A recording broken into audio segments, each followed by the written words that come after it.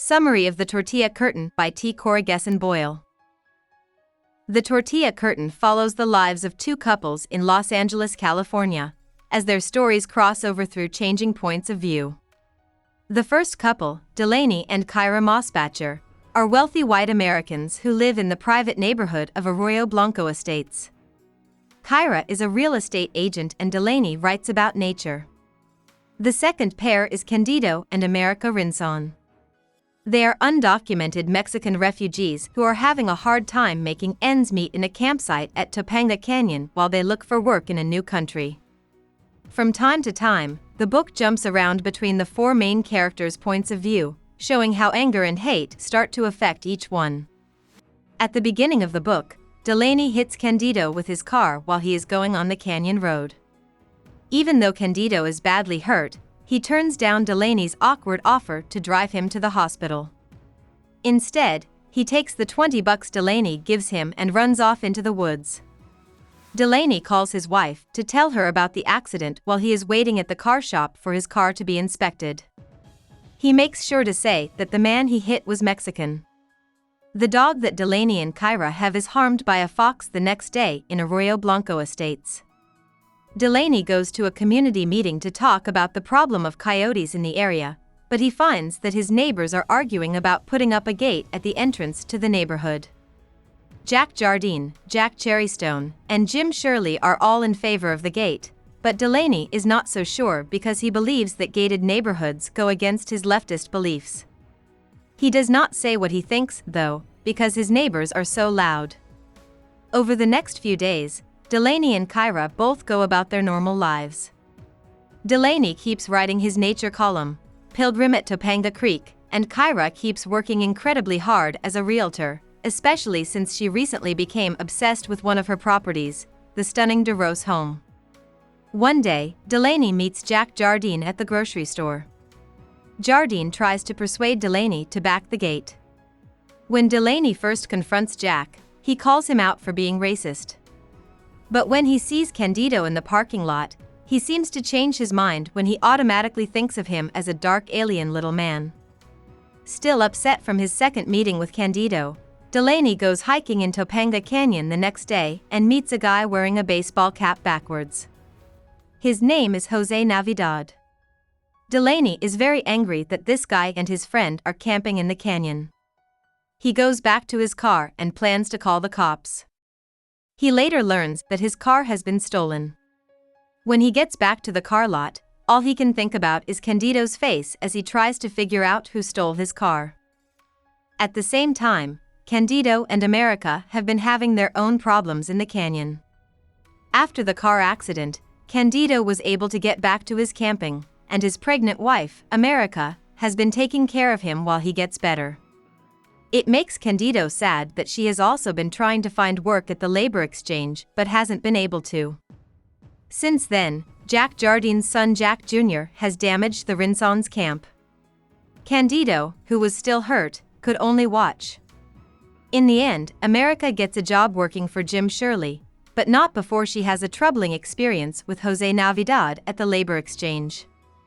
He strongly flirts with her and threatens that she won't be married for long. Shirley puts his hand in America's lap as she drives her home from her first day of work. This makes her feel bad. She doesn't want to tell Candido about what happened and is instead celebrating her money. The next morning, both America and Candido go to the labor exchange. Shirley hires America again, and Candido gets work with Al Lopez. His team is in charge of replacing Delaney and Kyra's private fence, which they want to be stronger to avoid another coyote attack. That night, America waits for Candido to return to where they met at the grocery store for hours.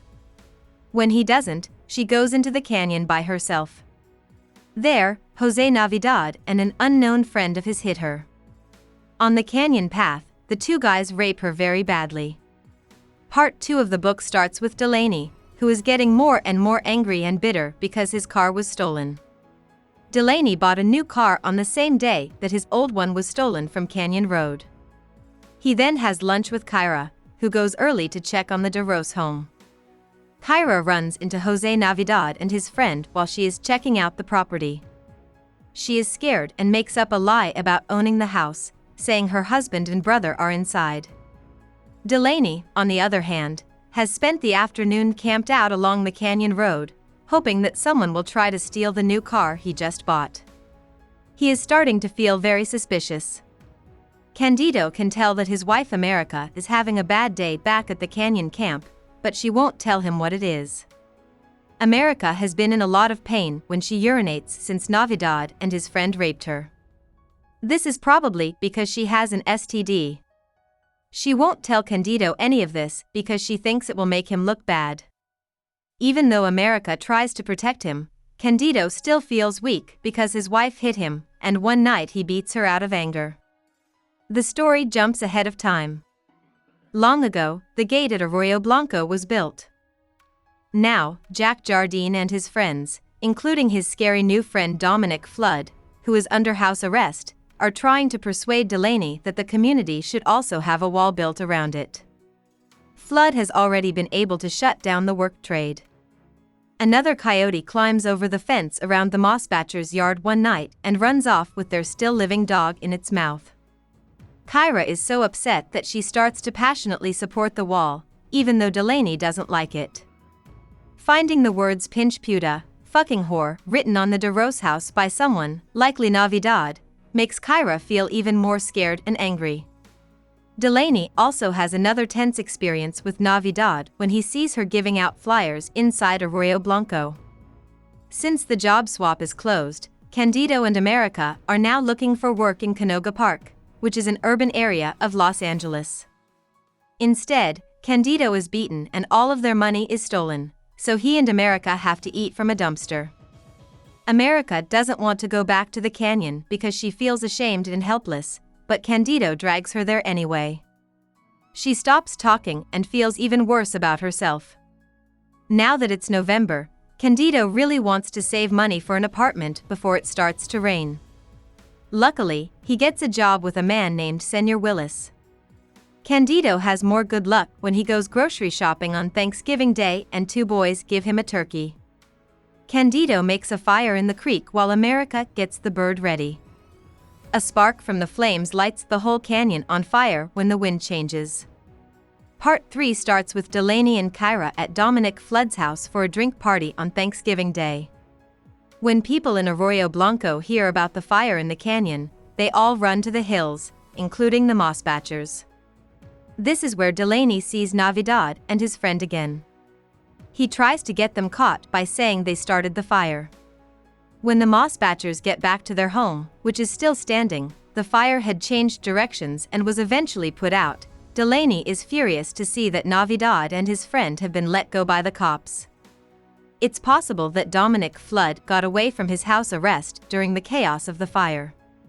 Meanwhile, Candido and America have gotten away from the canyon fire, but America starts to labor and has to give birth in a toolshed outside of Arroyo Blanco's walls. Candido moves his family to a new home in the hills that he makes with materials he steals from homes in Arroyo Blanco. Soon, America finds out that her new daughter Socorro is blind. She is desperate to either get the baby a doctor or quit this hard life and go back to Mexico. A few days after the fire, Delaney and Kyra are looking for their lost cat when Jack Jardine picks them up and shows them that someone has written on the wall. Delaney becomes obsessed with finding out who did it, so he starts watching the wall every night. He forms a picture of Candido climbing the wall and can't stop thinking about how to punish him. He sees Candido on the canyon road one day and tries to have him arrested. When that doesn't work, he decides to find Candido himself. But by the time Delaney finds out later that night that Jack Jr. was the one who had spray-painted the wall, he is completely sure that Candido is to blame for both the graffiti and the fire and that he deserves to be killed. At this point, Delaney is pretty crazy, so he goes after Candido and America's hiding place in the hills with a gun. But before anything can happen, there is a mudslide, and the canyon creek floods. Socorro drowns in the flood, but America and Candido are found alive on the post office roof. It doesn't take long for Candido to reach out and grab Delaney as he drowns nearby. About the author. Boyle was born in Westchester County. He had a rebellious teen years growing up in the 1960s, and he continued to look for thrills in his early college years at SUNY Potsdam, where he fought a heroin addiction. Boyle wanted to study music in college, but he failed a tryout, so he switched his focus to English classes, which included art writing classes. In the end, this made him want to get his MFA at the Iowa Writers' Workshop, where he met the famous short story writer Raymond Carver and became friends with him. Boyle also has a PhD from the University of Iowa in British writing from the 1800s. Boyle was Distinguished Professor of English at the University of Southern California since 2003. Boyle lives with his wife Karen in Santa Barbara. Hope we summarized it fully and you liked it. Please hit the like button and subscribe to our channel so that we are motivated to create more videos.